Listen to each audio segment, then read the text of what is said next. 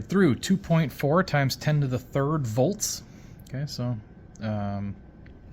2,400 volts from rest, and enters in a uniform 1.7 Tesla magnetic field. What are the maximum and the minimum values of the magnetic force on this particle? Okay, so we know magnetic force, FB, would be equal to Q V cross B. Or we could think of this as Q V B sine theta. Okay.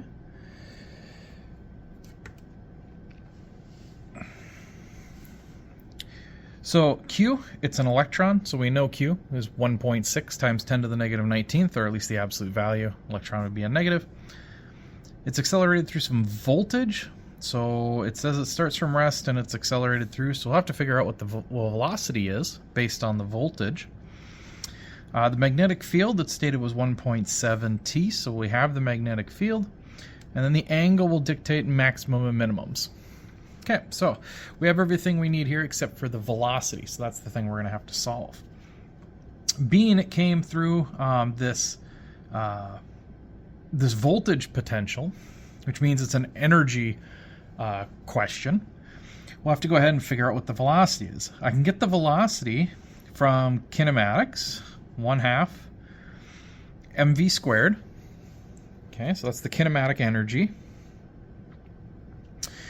And we can set that equal to the electric potential energy, or QV. Okay, so again, we're going to go absolute values. 1/2 the mass on the electron, 9.1 times 10 to the negative 31st. V final, that's going to be our V that we're going to need to plug in up here. That should be equal to 1.6 times 10 to the negative 19th for our Q. And then the voltage that it was subjected to is 2.4 times 10 to the third. All right, so we've got two numbers here. I'm going to have to figure out what this is, divide by here, and then take a square root. So let me punch that into my calculator. So plugging into the calculator, after the square root, I get that the V final will be 29.05000, or about 29 million meters per second. It's a very fast velocity. If I take that, I put it in up here.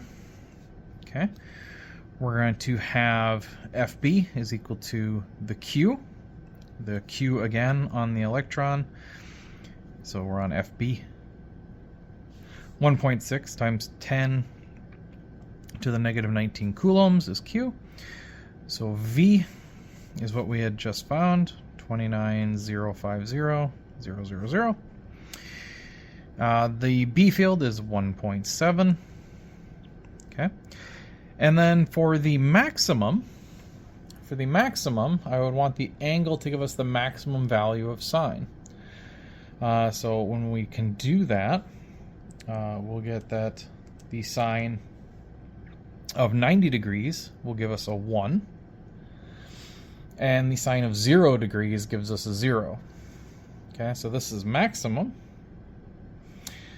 Minimum